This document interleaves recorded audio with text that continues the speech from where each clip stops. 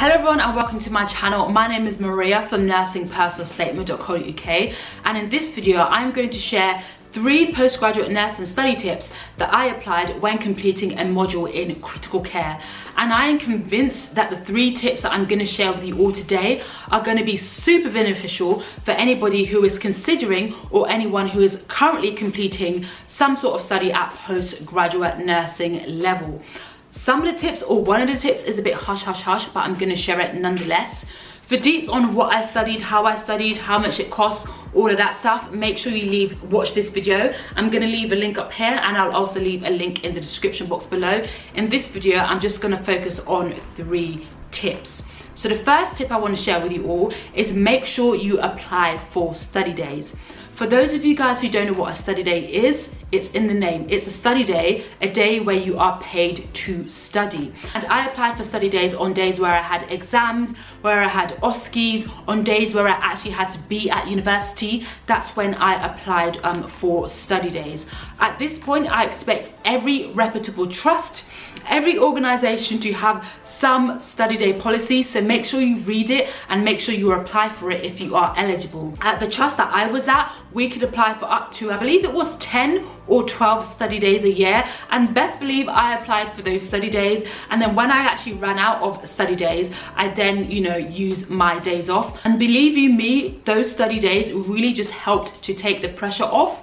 Like I said, I have a separate video that goes into the deets of what I studied, how I studied, challenges and all of that stuff. But let me just say, studying while working as a nurse during a pandemic, living in a hotel in central London was very, very stressful. And I'm not saying the study days removed all of that stress, but it definitely did make things easier knowing that I was being paid while I was studying. Because if you are working full-time as a nurse and then trying to do study on top of the side, it's just too much. But applying for study days where rather than working 3 long days a week, but you're working 2 long days a week and then you have the additional study day to make up your hours, it really just takes the pressure off. So make sure you apply for study days. And if you know anybody else who is currently studying at postgraduate nursing level and who is not working and who is not utilizing their study days, make sure you tell them to use their study days. There may be requirements. Most of the time, trust will require you to work for at least a year. But at this point, if they are funding your nursing studies, then chances are you've already been employed by the trust for at least a year. The second tip I want to share with you all when it comes to postgraduate nursing studies is do not hide from the academic community. Make your presence be felt. Let people know you are on the course. Make sure you get to know other colleagues who are on the course, and most importantly, get to know other people who have been there and done that. One, watching videos like this is great, but get to know people who are actually on your course and not on the course that you've been on. Get to know people who have been there and done that. Why? Because they can give you very specific, unique, coutured tips that you will not find anywhere else. Watching videos like this is great. Reading articles online about postgraduate nursing studies is great. But actually hearing it from people who have been there and done that on your particular course is great. For example, for me, I got to know people who had, been on a course the year before I was on, 2 years, 3 years before I was on, and they were able to give me tips that I would not find anywhere else. One of them, it might not be relevant to you because the tips that they gave me was so specific to the course and so specific to the module leads and all of that stuff. But one of the tips that they gave me was, make sure you do exactly what Miss Blogs say. Let's just say Miss Blogs was the module lead, and that tip was so helpful. They literally just said, read the books that she has published in relation to the module and do exactly what she says. Everything she says overrides what the assessment guidelines say. And if I'd never had that conversation with that particular person, I would not have known that. And that particular person, he was actually a nurse who had worked on my ward, or who was currently working on my ward.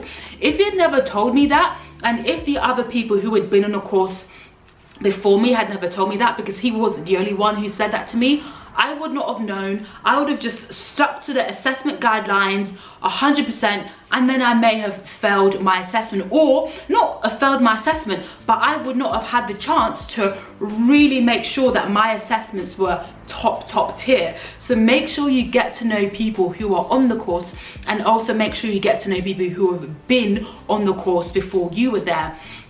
Another example of why it's so important to make sure you don't hide from the academic community, and make sure you form positive relationships with other people who have been there and done that, and other colleagues who are on the course. One example is one of my course mates. She was actually my colleague. I actually had a couple of shifts with her when I was on HDU, and she actually failed one of her assignments, and she had the opportunity to submit her assignment again. And very last minute, she approached me saying, "Hey Maria, can you read my essay? Give me tips and advice on how to do it." And when I say last minute, I don't mean last minute as in she still had like 2 or 3 weeks. I mean last minute as in the deadline was less than 24 hours. And I said to her, "Oh my gosh, like, why have you given this to me so last minute? You should have given me at least like 3 or 4 or 5 working days where I can really sit down with you and we can have a real conversation what you really need to do." But last minute, she approached me and said, "Hey Maria, can you help me out?" She sent me her essay. I looked at it, I put like so many annotations around it, and I sent it back to her, and thankfully she was able to pass. I knew she was gonna pass because it is my area of expertise when it comes to reading essays and all of that stuff. If you would like me to read over any essays that you have at the moment, or any nursing assignments, make sure you visit www.nursingpersonalstatement.co.uk. But the point is, if we didn't know each other, if we never formed like a positive relationship on the course and, you know, in actual practice, she would never have had the opportunity to approach me in less than 24 hours and say, "Hey, can you look at my essay?" or "Hey, can you look at my assignment?" It is so important to get to know the people on your course and having conversations with people who have been there and done that. That's probably the most important one. Honestly, don't hide from the academic community. The third tip that I'm going to share with you really came to bite me in the bum because I didn't implement it early enough. The third tip I want to share with you when it comes to your postgraduate nursing studies is that if you have any clinical competencies that need to be signed off, do not leave it last minute. And when I say last minute, I don't literally mean last minute or, you know, 24 hours before it's due. Last minute could be 1 month before it's due. Last minute could be 2 months before it's due. Last minute could even be 3 months before it's due. If you have any clinical competencies, as soon as you are able to start getting them signed off, make sure you get them signed off as soon as possible. Because I'm telling you, being in a ward environment where you've got to get clinical competency signed off, but it's so busy and, you know, the senior nurses are unable to sign it because they're too busy, it's really not just worth it. Clinical competencies override your actual, you know, written essays and stuff. Get it signed off as soon as. A little tip that I want to share with you guys that is still part of tip number 3 is that if your module is around critical care like mine was, and then you have a month in a module where the focus is on cardiac competencies, make sure you get your clinical cardiac competencies signed off at that point. If the next month is on renal competencies, make sure you get your renal competencies signed off that month. The mistake that I made, some of it was kind of my fault and some of it couldn't have been helped. Make sure you watch the video where I go over the 101 on what I studied, how much I studied, all of that stuff.